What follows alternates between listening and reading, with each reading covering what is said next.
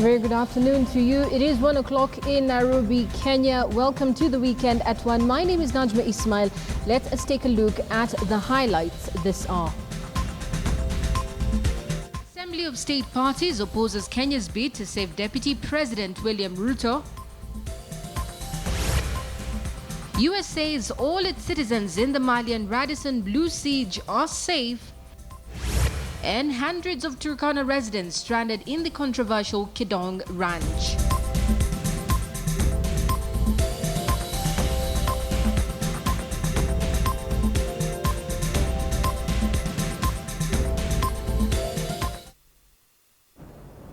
Well, thank you for watching The Weekend at 1. Shock engulfed the residents of Nyeri County when they discovered that a baby had been thrown inside a pit latrine. The residents attempted to save the baby by retrieving him from the toilet, but after about an hour of intense efforts, they were dismayed to find that the baby had already passed on. The mother of the baby is still at large. Carol Nderi with that story. The early morning wails of a tiny baby attracted residents of Kiawara in Nyeri County, but something was just not right. And soon they realized that the cries were emanating from this pit latrine. In disbelief and shock, they confirmed that indeed the crying baby had been thrown inside this pit latrine. They say they immediately called police officers. Residents, however, claimed that the police delayed coming to the rescue of the trapped baby, and they had no choice but to roll up their sleeves and attempt to retrieve the baby from the field themselves.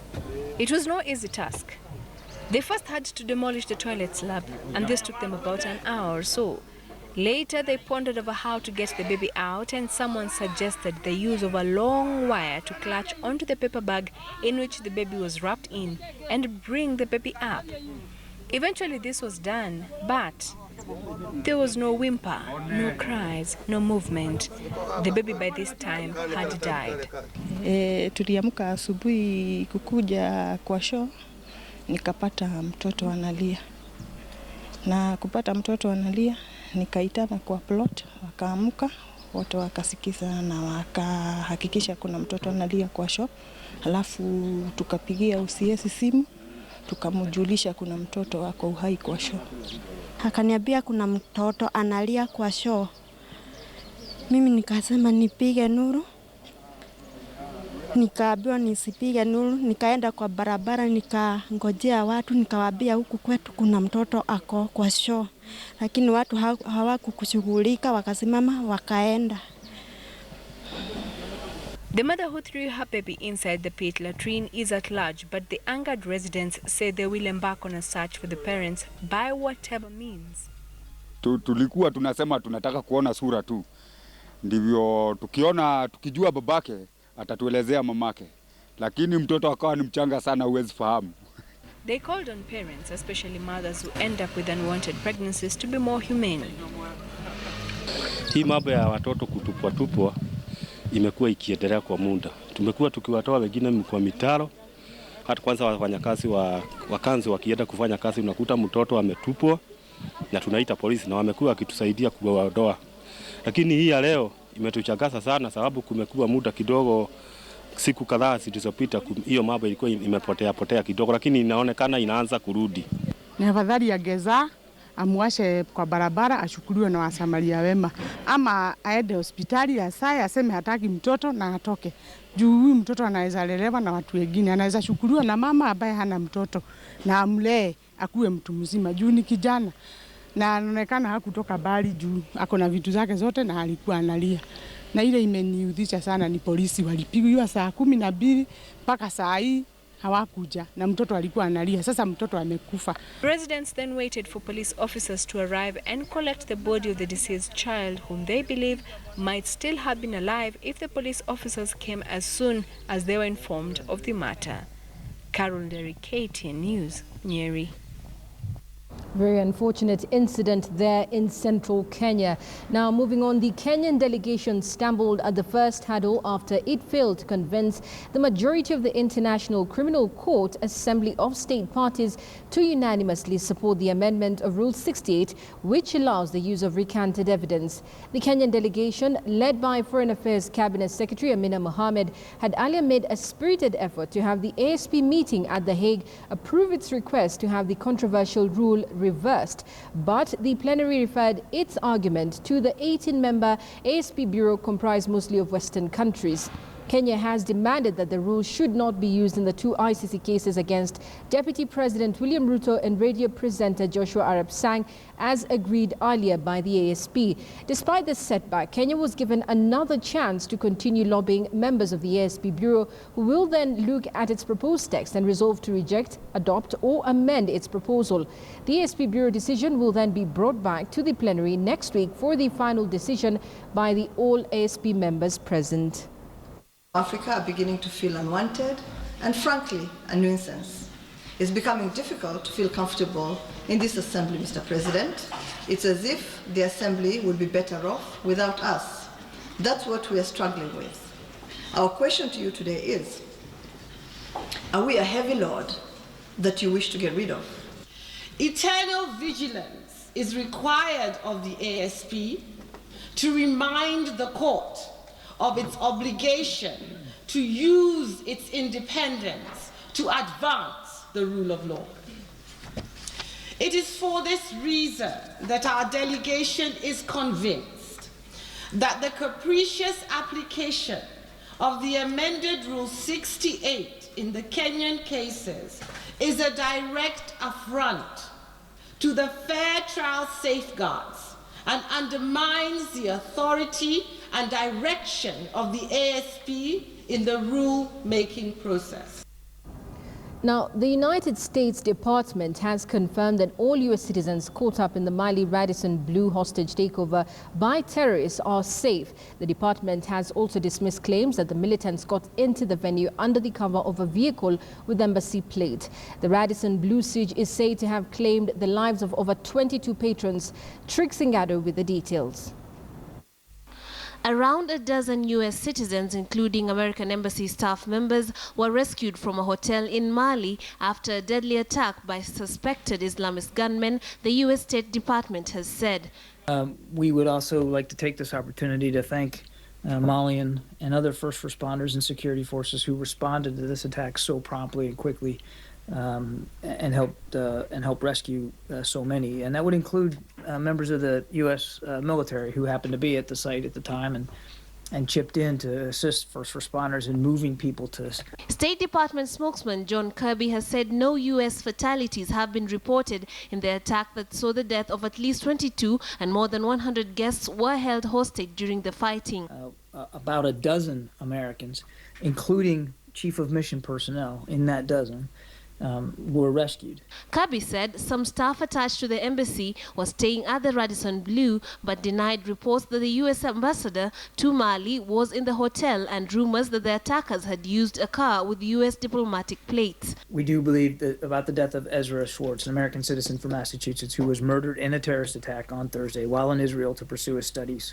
Again, we extend our deepest condolences to the victim's family, friends, and community, as well as the family and friends of the 4 other people killed in yesterday's tragic events. The Secretary is also concerned about the 5 other American citizens who were victims of the attacks and wishes each of them a full and complete recovery. 2 U.S. Special Forces troops happened to be at the nearby U.S. Embassy in Bamako for meetings when the hostage crisis erupted. The White House condemned the attack in the strongest terms and vowed to help Mali investigate. The U.S. officials said the incident appeared to be over and that an instruction for Americans in Mali to take shelter and not to venture out had been lifted. Trixingado, KTN News. Over 1,000 squatters of Turkana origin living in the controversial Kidong Ranch in Narok East are demanding for government intervention to get them permanent residence. These squatters claim they are descendants of the first Turkana families who were brought to the region by white settlers to herd their exotic breeds of cattle. The controversial ranch is being contested by members of the Maasai community and private developers who claim to have bought it over the years from the Maasais. But the Turkana squatters say they too have a right to the controversial land, having lived there since the colonial days. Take a look. It is a dance that conceals the hardships of these over 1,000 squatters from the ethnic Turkana community.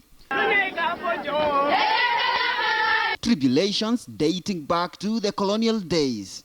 This is Kidong Ranch in Narok East, the only place that these squatters from over 200 families can call home. They are all descendants of the first group of herders who had been brought here by white settlers at the height of colonialism.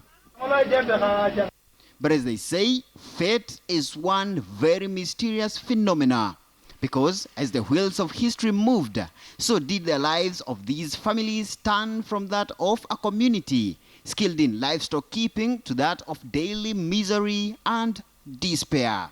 Sisi tuko na shida ni kwa sababu mama akijeta kujifungua, hakuna hospitali karibu. Hospitali iko mahali mbali sana. Hakuna kwenda hospitali, tunasaidiana hapa. Saa zingine mama mwingine anaweza mpaka anahaga. Saa zingine mama mwingine hata nyumba ya mtoto inakatalia mpaka anahaga. Ni kwa sababu hatuna usaidizi mwingine, hatuna hospitali.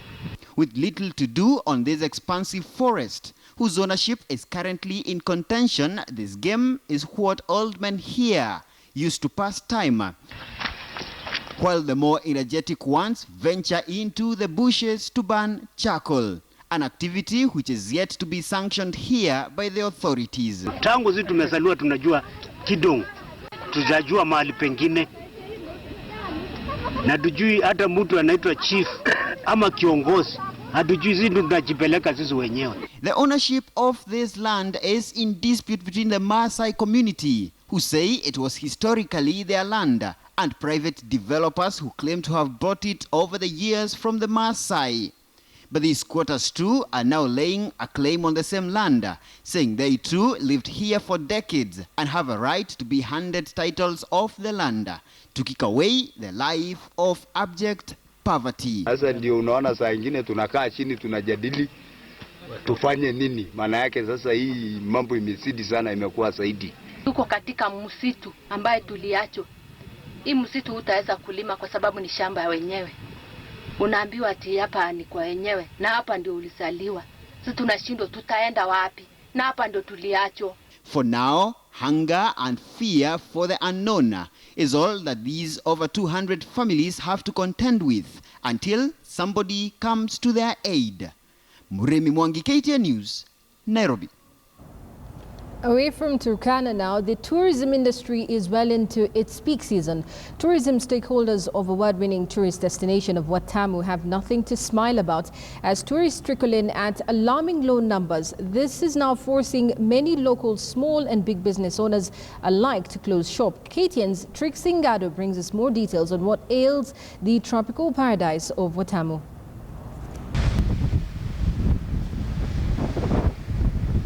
From pristine beaches, untouched coral reefs, warm inviting climate to international standard 5-star hotels, Watamu has it all. So what ails this tropical paradise? When we talk about tourism here on the coastline, not only for us but for everybody in general, the tourism industry, it's passing through a period of crisis, absolutely, especially if we compare it to a few years ago, where Kenya was so appealing to European tourists and charters were landing regularly in Mombasa airport, and everybody basically was satisfied and happy. Things are indeed thick for the island of Watamu, an island that was voted to have some of the world's best beaches. Tourist numbers have dwindled over the years, forcing many hotels to cut their losses and close shop. The town's Imperial Bank branch that is depended on many of the business community here was shut down a few months ago, perhaps an indicator of local economic slumber. The tourism is affected by, I think, Al-Shabaab, and there is at the moment no money in Europe, especially in Italy, crisis, you know, that is the problem. Okay, I'm talking about Watamu. Even Watamu, there is a many problem like, you know, even a lot of junkies on the road, they disturb a lot of people, even, so for the future, I don't know, because even now, lately, we've been affected from Imperial Bank. All of businessmen in Watamu, 90%, they have a money lockout in the Imperial Bank. So we hope they open as soon as possible because our business is running out. While industry stakeholders have made efforts to encourage local tourism, small business owners see little promise of business coming from this. This is because their merchandise is designed to appeal to a foreign eye rather than a local eye. Zile vitu tunauza ni zile vitu ambazo wanazo kwa manyumbani wengi, ama ni vitu ambavyo vya kitalii. Kwa hivyo Wakenya wenzetu kuja kwao si sana kutusaidia, ingawa tunaomba pia waje, lakini wageni ndio sana tunatarajia. Nimeanza kuuza hizi vitu tangu 2006. Sasa tangu nianze kazi ilikuwa ni kazi mzuri sana, ile ambayo inaweza kunisaidia na pia nasaidia familia yangu. Lakini kuanzia sasa kazi hii ikaendelea kwenda chini tangu wakati ile ghasia imeanza hii ya Al-Shabaab. They say most locals would not feel the need to take such mementos from their trips here. It has been due to Ebola. Ebola has affected severely tourism in Kenya, but especially around the coastline. But once again, because the European media have amplified exponentially the situation. So even though it was this phenomena of Ebola took place in West Africa, so thousands of kilometers from here, it severely affected negatively the tourism here in Kenya. While some feel the solution is far beyond their reach, others hope needed interventions shall be made in order to raise Watamu from the ashes of its former glory. The Watamu beaches are one of the best beaches in the world, but clearly the world is not stampeding to this tropical paradise. And the question on many stakeholders right now in the tourism sector is, what is the government going to do to bring this paradise back to its former glory? However, there are many that are still optimistic about how things will turn out as the high season goes along. The Kenyan coast has borne heavy effects from the terror attacks from the Al-Shabaab. Trixingado, KTN News, Watamu, Kilifi County. KANU Chairman Gideon Moi has stated that the party is ready for the 2017 and it will not dissolve at all, but will work with other friendly parties. Moi observed that KANU has many friends outside the current Jubilee coalition they are working with, who they will move into the future together as far as the country's leadership is concerned. The Baringo senator reiterated that nobody has the authority to coerce them to leave their house and get into a political merger without their will, because every decision they make determines their future strength. Viongozi wa chama cha KANU kutoka NEC mpaka chini kwamba hatutavunja chama chetu cha KANU, lakini tutatafutana na marafiki ambao tutaungana huko mbele.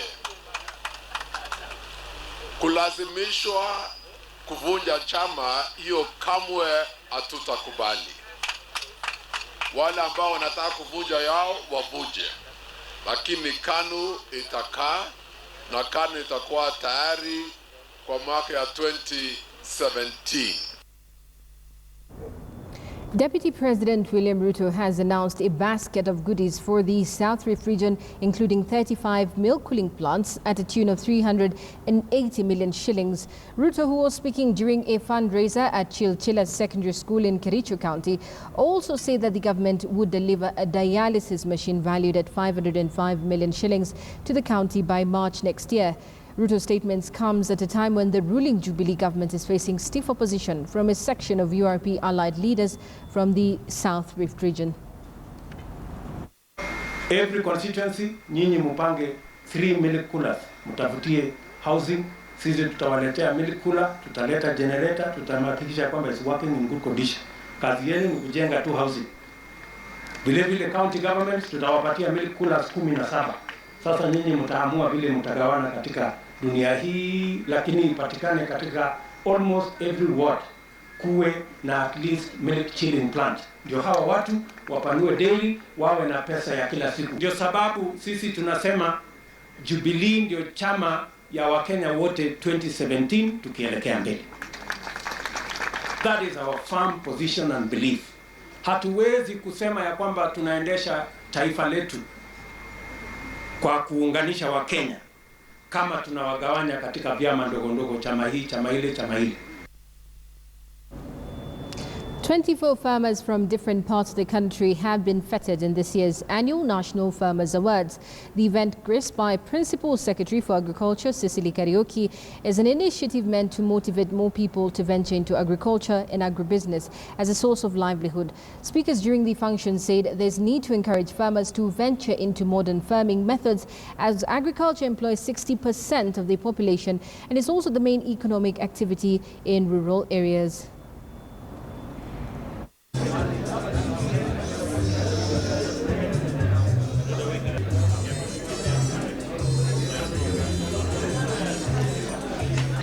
Agriculture are ideally placed to overcome what you are doing today.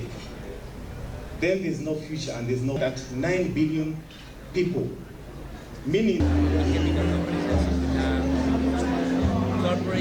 1960 the world population was about 3.5 billion, and the world was in 2050 9 billion living on the earth. And the agricultural land is actually diminishing, not actually increasing. So what does that tell you? People will not have enough food to eat.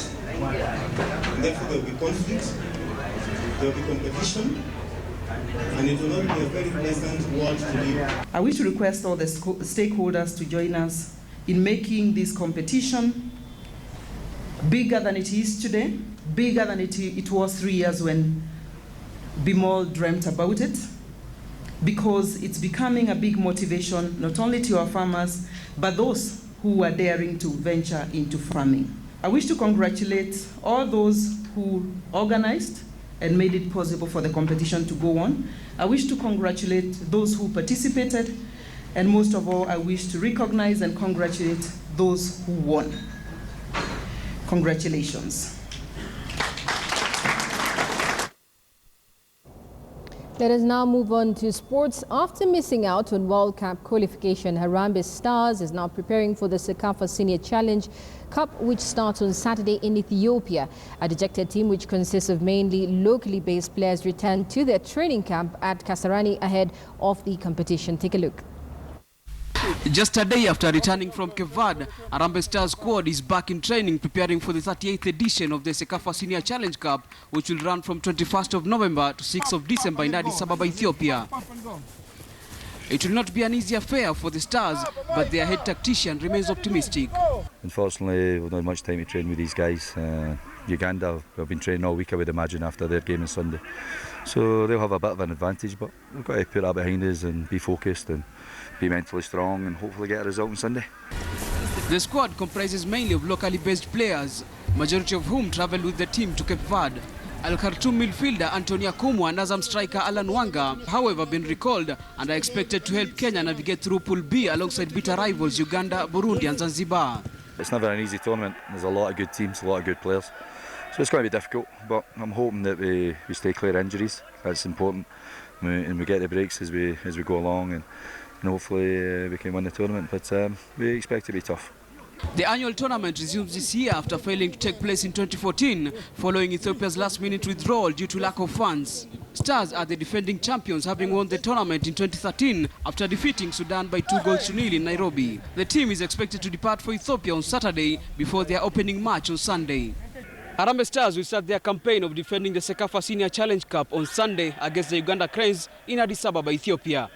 Abdullah Ahmed, KTN Sports, Nairobi. Now, an impressive 2015 KPL champions Gor Mahia kept their quest for a treble intact with a 3-1 victory over Administration Police in today's GoTV Shield Tournament quarter-final match. George Blackberry Odhiambo scored a brace and Medi Kagere got the winning goal for Kogalo, who got one in their net, with Salim Zeh scoring for the Administration Police. Box, but that one on the bench for the moment, but still opportunity for Gor Mahia. And they get a shot at goal, and it is the first goal by George Blackberry Odhiambo, beating the defense and making the fans in the Russian side happy, because in the 18th minute, Gor Mahia capitalizing on mistakes from the Administration Police. Another goal would spice up this game, and it's Odhiambo into the center, shot at goal, and it's the second goal.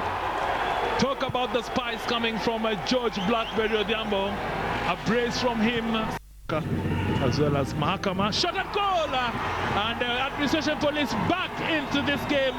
Salim Zeh beating Jerry Monyango with a beautiful shot from just outside the box. Simbi good run on the left while Simbi crosses into the box. Olunga lays it back, and then Kagere with goal number 3. And the Administration Police have confirmed their exit from this tournament. That deadly combination between Michael Olunga and Medi Kagere resulting in a goal for Gor Mahia. Indeed, that was yesterday's match and not today's. Thank you for watching The Weekend at 1. Join me at the top of the hour for more news updates.